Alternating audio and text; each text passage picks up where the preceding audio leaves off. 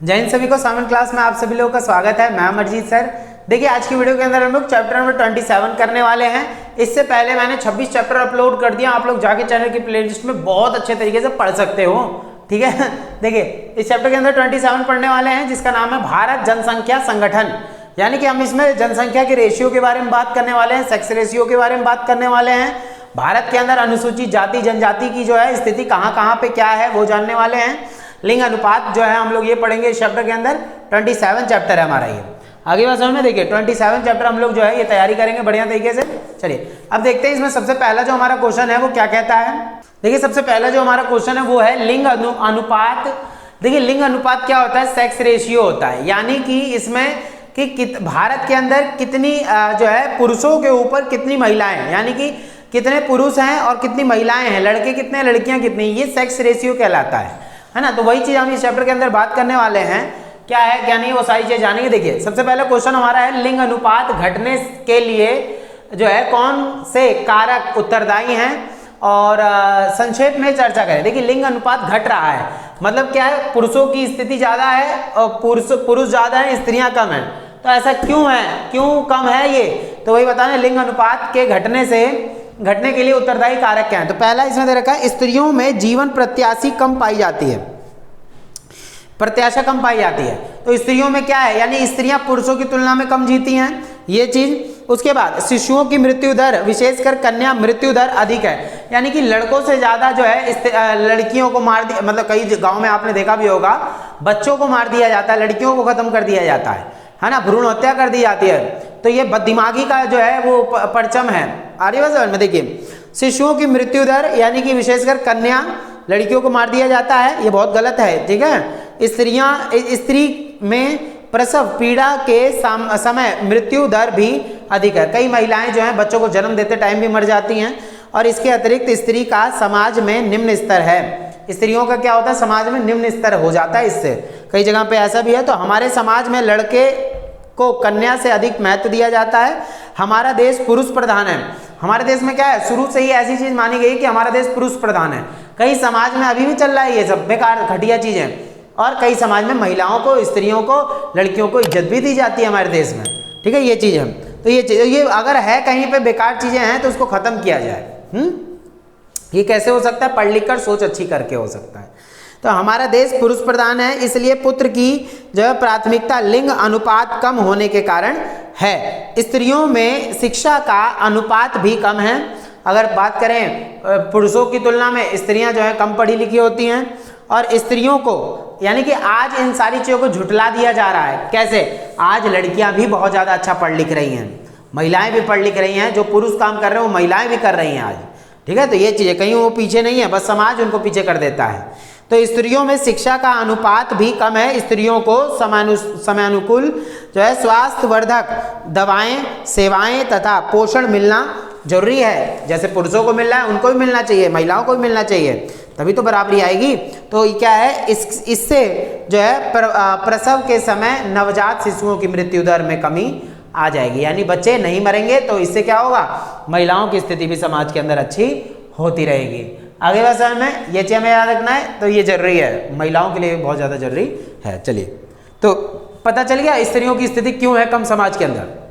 चलिए अगला क्वेश्चन देखते हैं हम लोग। इसी में थोड़ा सा अनुपात बता रखा है, भारत में लिंग अनुपात बता रखा है। देखिए भारत के अंदर लिंग अनुपात कैसे बताया है, क्या दे रखा है इसके अंदर, ध्यान सुनिएगा।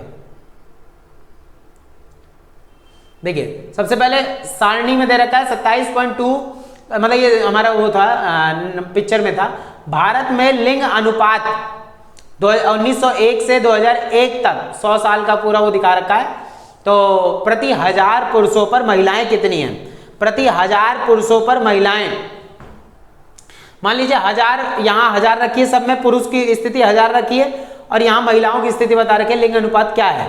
तो 1000 1901 में क्या था, 1000 पुरुषों पर कितनी महिलाएं थी? 972 972। और 1911 में कितनी होगी? जनगणना होती है ना 10 साल पे ये चीज। तो 1911 में कितनी हो गई? 964।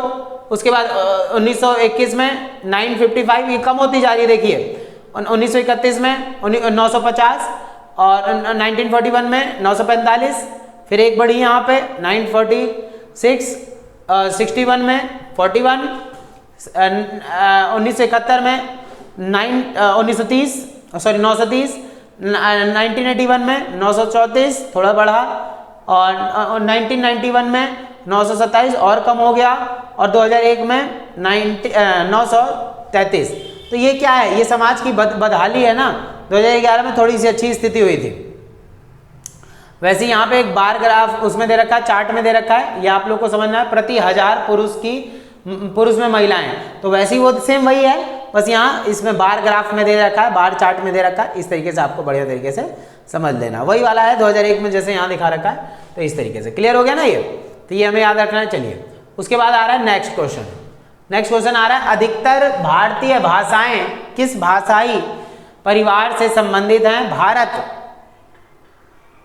भारत में विभिन्न भाषाई परिवारों के वितरण का संक्षेप में वर्णन कीजिए। तो भारत में प्रचलित अधिकतर भाषाएं भारतीय आर्य भाषा परिवार से संबंधित है। भारत के अंदर आर्य लोग आए थे, पता होगा आपको, हड़प्पा सभ्यता जब खत्म हुई थी उसके बाद आर्य लोग आए थे 1400 ईसा पूर्व में, 1500 ईसा पूर्व में आए थे। भारत के विभिन्न भाषा परिवारों को 4 प्रमुख परिवारों में वर्गीकृत किया, बांटा जा सकता है। ये भाषा परिवार है, जैसे अलग अलग परिवार अलग अलग भाषाएं बोलते हैं। जैसे ये बोल रखा है आस्ट्रिक परिवार, इसमें निषाद लोग आ जाते हैं, निषाद एक जाति होती है। फिर द्रविड़ परिवार, ये भारत के दक्षिणी इलाकों में होते हैं। उसके बाद है चीनी तिब्बती परिवार, जो असम वाले इलाकों में हो जाएंगे, वहां सारे देखा होगा चीनी टाइप के लोग दिखते हैं हमें, उसे किरात बोलते हैं। और भारतीय यूरोपीय परिवार जिसे हम आर्य बोलते हैं, जो मध्य एशिया से भारत के अंदर आए थे। एक हो गए निषाद, एक द्रविड़ परिवार हो गया, एक किरात हो गया, और चौथा हो गया आर्य। तो आस्ट्रिक परिवार की भाषाएं मेघालय, अंडमान निकोबार द्वीप समूह, मध्य भारत की जनजातीय पट्टी, विशेष रूप से संथाल भी जो है ये पहाड़ी लोग होते हैं, संथाल, परगना, रांची और जो है मयूरभंज जिलों में बोली जाती हैं, और रांची वगैरह हो गया इन जगहों पे। चीनी तिब्बती परिवार की भाषाएं एवं उनकी उपभाषाएं देश के जैसे पश्चिम उत्तर पूर्वी पूर्वोत्तर में बताया ना मैंने, अब भारत के पूर्वोत्तर में देखें तो असम वगैरह, इनमें मेघालय वगैरह, त्रिपुरा, इन जगहों पर आपको कैसे लोग मिलेंगे? चीनी तिब्बती टाइप के लोग मिलेंगे। तो इनमें वो लिखा है ऐसी भाषा बोलते हैं। उत्तर पूर्वी क्षेत्र और उत्तर एवं उत्तर पश्चिम के जो है एवं उप हिमालयी क्षेत्रों में बोली जाती है। ये भाषाएं लद्दाख, हिमाचल प्रदेश तथा सिक्किम के कुल भागों में बोली जाती है। द्रविड़ परिवार दक्षिण भारत में बोला जाएगा, देखिए तो दक्षिण भारत में बोली जाती हैं। ऐसे द्रविड़ भाषाएं हैं जो है तमिल वगैरह बोली जाती है उनमें। तमिलनाडु, आंध्र प्रदेश, कर्नाटका, केरल, ये सब दक्षिण भारत में पड़ते हैं ना, भारत के निचले हैं ये सब, याद आ रहा है कुछ ये चीजें।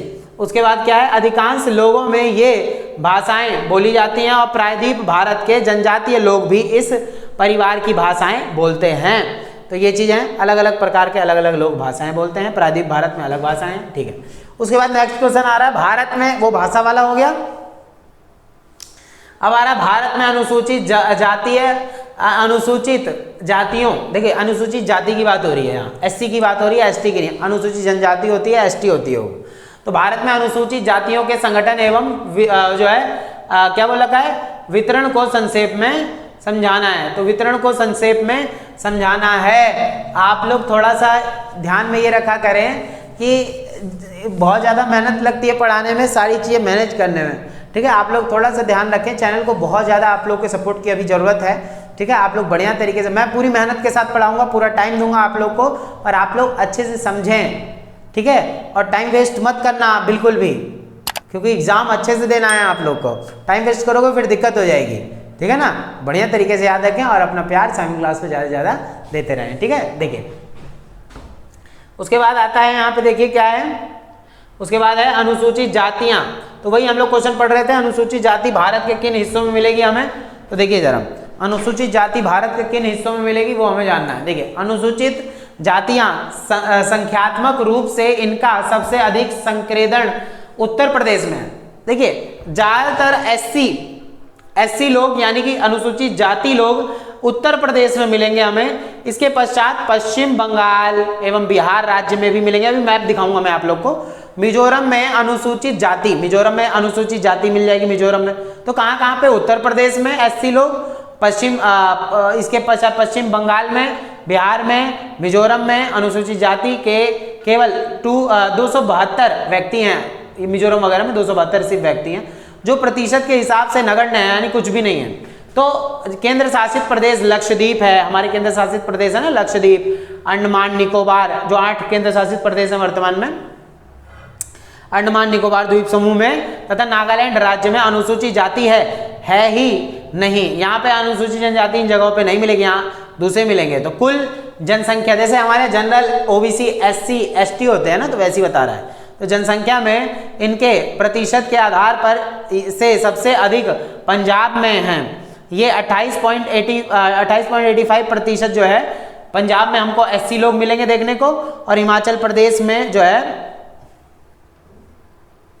देखिए हिमाचल प्रदेश में इनका प्रतिशत 24.7% है, पश्चिम बंगाल में 23.3% है। अभी मैप दिखाऊंगा। अनुसूचित जाति अधिकतर भूमिहीन खेतीहर मजदूर हैं, जहां इनके पास जमीन नहीं है, ये दूसरी की जमीन पर जाके खेती करते हैं। कुछ लोगों के पास बहुत कम कृषि भूमि है, ये छोटी मोटी वस्तुओं के उत्पादक अथवा कारीगर हैं और कृषिगत कार्यकलापों से संबंधित होने के कारण इनका सबसे अधिक संकेंद्रण पंजाब, यानी एससी लोग आपको कहाँ ज्यादातर देखने को मिलेंगे, पंजाब वगैरह में आपको देखने को मिल जाएंगे। आगे बात समझ में, तो ये चीज याद रखना है। एवं बिहार राज्य में है, और दूसरी तरफ बात करें मध्य और उत्तर पूर्व भारत में पहाड़ी इलाकों हैं, उन जगहों पर भी हमें देखने को यहाँ पे मिल जाएंगे। ठीक है, ये तो हो गया हमारा क्या, पश्चिम बंगाल 23%, ये सब बता रखा है। ठीक है, ये हो गया। ठीक है, तो ये बोला था अनुसूचित जाति बहुत कम संख्या में पाए जाते हैं उत्तर पूर्व भारत में, तो पहाड़ी इलाके हैं ना वहाँ पे, इस तरीके से बहुत संख्या बहुत है और में अनुसूचित जनजाति कम होते हैं। आपको बस जगह वगैरह याद रखें कहाँ कहाँ पे अनुसूचित जाति हैं। ठीक है, तो अनुसूचित जाति के बारे में हमने जो ये क्वेश्चन पढ़ा क्लियर हो गया। अनुसूचित जाति क्वेश्चन ये था, आप लोग क्वेश्चन देख लो। ये क्वेश्चन था भारत में अनुसूचित जातियों के संगठन एवं वितरण को बताना है, तो यही बताना है कहाँ कहाँ पे एससी लोग रहते हैं, एससी जो है जाति के लोग इस प्रकार के यहाँ भारत के अंदर रहते हैं। देखिए अनुसूचित जाति के अगर हम बात करें मैप के अनुसार, देखिए मैप के अनुसार अगर देखा जाए तो पहले ये जान लेते हैं। देखिए तो कहाँ कहाँ कितने प्रतिशत लोग रहते हैं, तो बिल्कुल डार्क वाला 25% और उससे अधिक जो है अनुसूचित जाति के लोग यहाँ सबसे ज़्यादा रहते हैं। तो सबसे डार्क है, देखिए इन जगहों पे है जो है, काफ़ी भयंकर मैप है, इसमें उतना क्लियर तो नहीं समझ में आएगा। ये जिलों के हिसाब से है, उसके हिसाब से है, शहरों के हिसाब से। तो यहाँ पे मिलेगा आपको उत्तर प्रदेश के कुछ हिस्सों में, ठीक है, झारखंड में मिल जाएगा और इधर मिल जाएगा आपको पश्चिम बंगाल में, अभी बताया था सारा मैंने, पंजाब हो गया, इधर आपका जो है हिमाचल प्रदेश हो गया। इन जगहों पर भी कुछ कुछ ज़्यादा देखने को मिलेगा, बाकी इन जगहों पर भी हैं लेकिन बहुत कम मात्रा में है। ठीक है, और बिल्कुल वाइट जहाँ पे है वहाँ बिल्कुल भी नहीं होंगे। ठीक है, तो वो है नहीं, वैसे वो हर जगह फैले हुए हैं, सब हर तरीके के लोग हैं। बाकी हमें इतना कोई मतलब नहीं होना चाहिए एससी एसटी ओबीसी से, जनरल से। हमें क्या करना है, हमें बस इंसानियत देखनी है, इंसानियत मेन होती है इंसान के लिए। आगे बात समझ में, सबसे बड़ा धर्म आपका क्या है, आपका कर्म है। कर्म अच्छे रखो, जिंदगी अपने आप ही अच्छी चलने लगेगी। ठीक है, तो ये चीज़ हमें याद रखनी है। उसके बाद देखिए क्या बोल रखा है, उसके बाद है यहाँ पे नेक्स्ट चीज़ें क्या दे रखी हैं, भारत में साक्षरता का जिला स्तरीय प्रतिरूप क्या कहता है। देखिए भारत के अंदर साक्षरता की अगर हम बात करें, पढ़े लिखे, साक्षरता मतलब क्या होता है, पढ़ा लिखा होना। तो भारत के अंदर साक्षरता दर की अगर बात की जाए तो भारत में साक्षरता का जिला स्तरीय, वो लिखा है जिला स्तरीय, जो है जिले के हिसाब से बांटा जाएगा। जिला स्तरीय आंकड़ों का विश्लेषण दर्शाता है कि साक्षरता दर में भिन्नता 99.64% आइजोल जिला मिजोरम में भी देखने को मिलेंगे पढ़े लिखे लोग, और भिन्नता है यहाँ पे देखने को मिलेगी आइजोल में से लेकर 30.01% जो है दांतेवाड़ा जिला छत्तीसगढ़ तक पाई गई है। और देश के जो है 591 जिलों में साक्षरता दर 80% से ज़्यादा है, और इनमें से अधिकांश जिले भारत के दक्षिण राज्यों में। तो मैंने पहले ही बताया था भारत के दक्षिणी इलाकों में बहुत सारे लोग जो हैं पढ़े लिखे देखने को आपको मिल जाएंगे। देखिए सबसे ये मान लीजिए यहाँ पे देखिए बहुत अच्छा मैप दे रखा है यहाँ पे, कि पहले आप लोग ये देखिएगा। देखिए तो यहाँ पे बिल्कुल गाढ़ी गाढ़ी जो डार्क लाइन है 80.0.1% लोग पढ़े लिखे हैं, इससे कम यहाँ पे थोड़ा सा ऐसे मिलेगा आपको लाइन ये वाली 60.1, तो इस तरीके के। और बिल्कुल छीटे छीटे वाले हैं वहाँ बहुत कम लोग पढ़े लिखे हैं, मतलब 56% लोग कम पढ़े लिखे हैं, 56% लोग पढ़े लिखे हैं यहाँ पे केवल। तो ये चीज़ तो देखिए बिंदु वाला पहले देखते हैं, बिंदु वाला कहाँ कहाँ पे है। तो एक तो आपको कश्मीर में देखने को मिलेगा, कश्मीर लद्दाख वगैरह में वहाँ पे देखने को मिलेगा। उसके बाद आपका जो है बिंदु वाले यहाँ बिहार, झारखंड इन जगहों पर मिलेगा, अरुणाचल प्रदेश के हिस्सों में मिलेगा, और तो कहीं नहीं है, ठीक है। उसके बाद देखिए क्या है, उसके बाद आपका यहाँ दे रखा है ये मोटी लाइन वाले कहाँ है, ठीक है। उसके बाद 56.64% पढ़े लिखे लोग यहाँ पे देखिए, जो उड़ीसा वगैरह हो गया, यहाँ पे उत्तर प्रदेश हो गया, इन जगहों पे राजस्थान हो गया, और ये इधर हो गया आपका मेघालय वगैरह, ठीक है, और इधर हो गया आपका आंध्र प्रदेश वगैरह, ये सब हो गया, आंध्र प्रदेश तेलंगाना यहाँ हो गया ना, 14वां राज्य हमारा, ठीक है, आंध्र तेलंगाना ये चीज। उसके बाद है कुछ थोड़ी सी डार्क और लाइन में आ जाते हैं, इनमें क्या है 64.72% थोड़ी सी डार्क में आ जाते हैं, इससे कम होना चाहिए वो, ये रहा। ये देखिए इसमें क्या है, जैसे ये आपका असम वाला इलाका हो गया, नागालैंड मिजोरम वगैरह इन सब में हो गया, मिजोरम तो इधर हो जाएगा, इन जगहों पे हो गया, ठीक है। और ये हो गया मध्य प्रदेश, गुजरात, इन जगहों पे भी आपको मिल जाएंगे इतने प्रतिशत लोग, पंजाब हो गया, ठीक है, इन जगहों। और थोड़ी सी डार्क में आ जाते हैं, थोड़ी सी डार्क आ जाते हैं, ये हो गया तमिलनाडु हो गया, मध्य प्रदेश हो गया, इधर हो गया अरुणाचल प्रदेश, सॉरी उत्तराखंड और हिमाचल प्रदेश हो गया, ठीक है। और सबसे ज्यादा पढ़े लिखे लोग केरल में हैं, कुछ आपके यहाँ मिजोरम में मिलेंगे, ठीक है, केरल में हो जाएंगे, और कुछ आपको जो है मिजोरम हो जाएगा, और जो है आपका कुछ, ठीक है, मिजोरम में ही है।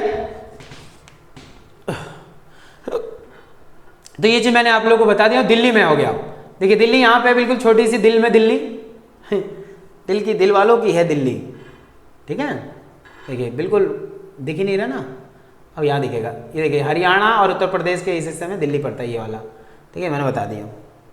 चलिए तो इनमें क्या रखा वही सेम है, मैंने बताया था अभी, भारत के दक्षिणी राज्यों में पढ़े लिखे लोग ज्यादा मिलेंगे आपको। पौंडुचेरी की बात करें, पौंडुचेरी कहाँ है, तो इसके लिए देखिए अब मैं आपको एक मैप दिखाता हूँ, इसमें केंद्र शासित प्रदेशों को मैं आप एक बार बस बता देता हूँ। देखिए केंद्र शासित प्रदेशों की बात करें तो चंडीगढ़, पंजाब और हरियाणा की राजधानी चंडीगढ़, ठीक है, चंडीगढ़ केंद्र शासित प्रदेश बता रहा हूँ बस मैं अभी, चंडीगढ़, दिल्ली, और उधर से ऊपर चले हम तो यहाँ से ऐसे इसको बांटे, तो यहाँ पे आपका लद्दाख, इधर जम्मू कश्मीर, ये भी आपके केंद्र शासित प्रदेश, ठीक है, 1 2 3 4 इधर से केंद्र शासित प्रदेश हो गए। उधर से नीचे चले तो दादरा और नगर हवेली, ठीक है, दमन एंड दीव हो गया ये चीज, और लक्षद्वीप इधर पड़ेगा आपका भारत के इस इलाके में, पश्चिमी प्रायद्वीप के इस हिस्सों में पड़ेगा, और इधर पौंडुचेरी है, इधर अंडमान निकोबार द्वीप समूह है। तो ये सब क्या है हमारे, ये सब केंद्र शासित प्रदेश हैं। तो इन प्रदेशों में बात करें, इनमें भी पढ़े लिखे लोग आपको ज्यादातर मिलेंगे, और ऑलरेडी मैंने आपको ये जो है सारा मैंने बता दिया है, कितने जिलों में कौन से लोग मिलेंगे, मणिपुर वगैरह मैंने सारा बता दिया, इन जगहों पर पढ़े लिखे लोग काफी हैं, और भारत के दक्षिणी इलाकों में। बस एक बार आप लोग ये पढ़ लेना, थोड़ा सा 2 मिनट के लिए रोक के इसको पढ़ लेना, क्लियर हो जाएगा जो मैंने अभी बताया, ठीक है। चलिए उसके बाद आता है भारतीय समाज की भारतीय समाज में धर्म की अगर बात करें, धार्मिक संरचना का वर्णन कीजिए। तो भारतीय समाज विभिन्न धार्मिक संप्रदायों में बटा हुआ है। भारत के अंदर अलग अलग धर्म के लोग मिलेंगे हमको देखने को, ठीक है, परंतु मोटे तौर पर 7 प्रमुख धर्म हैं।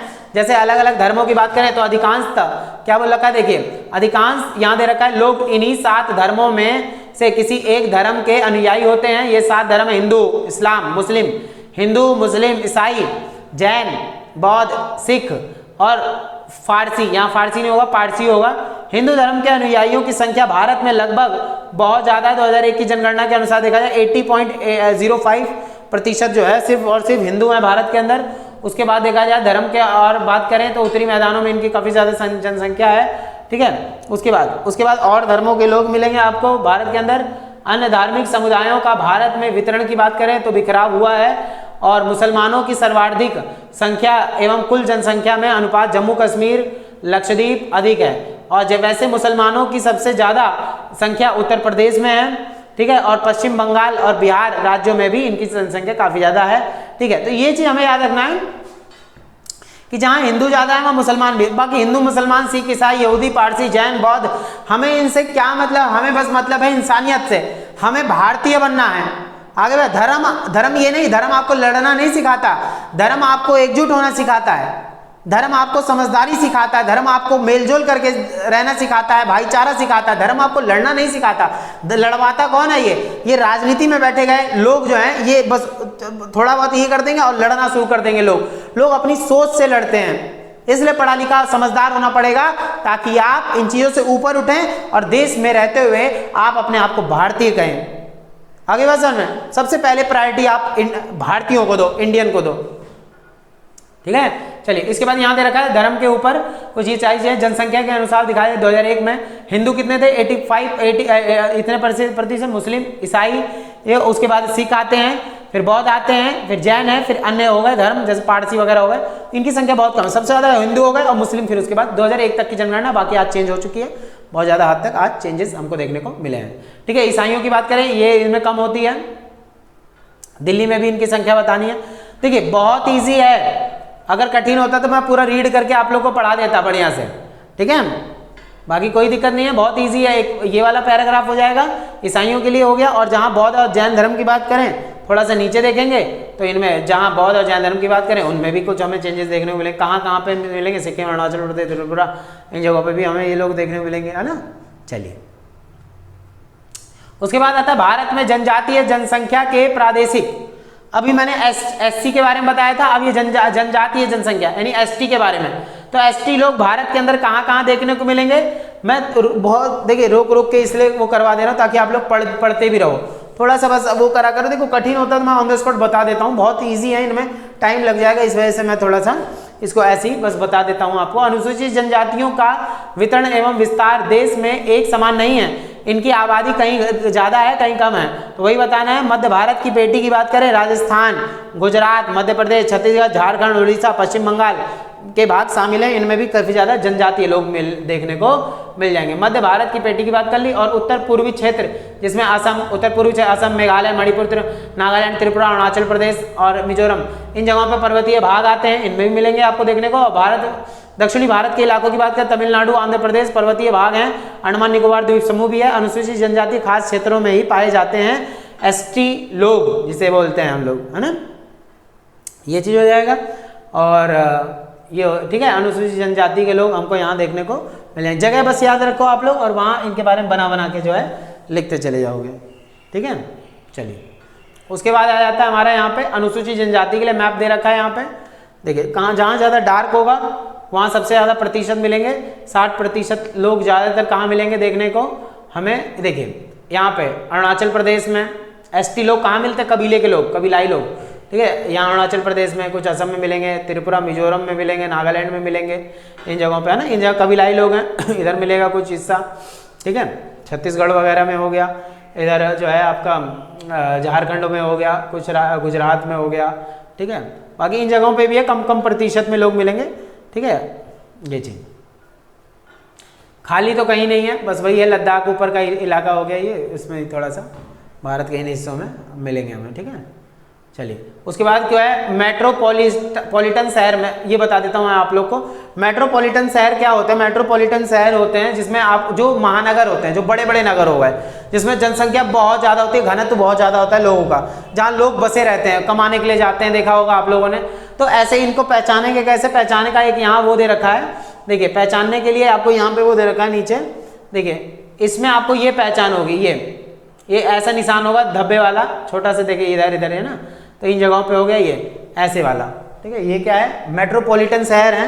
मेट्रोपॉलिटन शहर कैसे हम बताएंगे, देखिए सबसे पहले ऊपर चलते हैं, इन जगहों में देखेंगे। पहले इधर आपका हो जाएगा ये, तो पहले ये आपका क्या हो जाएगा? अमृतसर हो जाएगा, पंजाब का लुधियाना हो जाएगा, इन जगहों पर लोग ज़्यादा मिलेंगे आपको। दिल्ली में हो गया, मेरठ में हो गया, उत्तर प्रदेश के आगरा, लखनऊ, कानपुर, ये सब बड़े बड़े शहर हैं। फरीदाबाद हो गया हरियाणा का, जयपुर हो गया राजस्थान का, इलाहाबाद हो गया इनमें, वाराणसी हो गया हमारे उत्तर प्रदेश, पटना बिहार का, ठीक है, और धनबाद हो गया झारखंड का, और जमशेदपुर हो गया इधर आपका, ठीक है, नीचे उड़ीसा वगैरह में इधर ना, ये सब में याद रखना है। कोलकाता हो गया पश्चिम बंगाल में। ये सब क्या है? ये सब देखिए जहाँ ये छीटे छीटे ऐसे पड़े हुए हैं ना, वो सब क्या है? इन जगहों पे आपको ज़्यादातर देखने को मिल जाएगा। गुजरात के अहमदाबाद, इन सब में। दक्षिण भारत की बात करें तो कोची, आपका मदुरई, तमिलनाडु में, है ना, और कोयम्बटूर बेंगलुरु कर्नाटका का, बेंगलुरु चेन्नई तमिलनाडु का, है ना, ये सब विजयवाड़ा कहाँ है आपका, आंध्र प्रदेश में। तो ये सब हमें याद रखना है, ठीक है। हैदराबाद हो गया आंध्र प्रदेश में। चलिए, तो ये हमने जान लिया इन जगहों पर क्या है, इसे बोलते हैं मेट्रोपॉलिटन शहर। मेट्रोपॉलिटन शहर क्या होता है, क्लियर हो गया ना। तो ये चीज़ हमें याद रखनी है बढ़िया तरीके से। चलिए, हाँ, तो उम्मीद करता हूँ आप लोग को बढ़िया तरीके से चैप्टर समझ में आ गया होगा। इससे ज़्यादा देखिए कुछ भी नहीं है, अंतिम चैप्टर है ये सब, हवाई हैं, इनको हम हीरोइन की तरह उड़ा देंगे। चलिए, तो अच्छा लगा हो तो आप लोग प्लीज़ चैनल को जो है वीडियो को लाइक कर देना, चैनल को सब्सक्राइब कर देना, अपना प्यार ज़्यादा से ज़्यादा जो है साइमन क्लास को देते रहें, ठीक है। चलिए, अब मिलेंगे हम लोग नेक्स्ट वीडियो के अंदर, 28वां चैप्टर पढ़ेंगे। तब तक के लिए जय हिंद, जय भारत।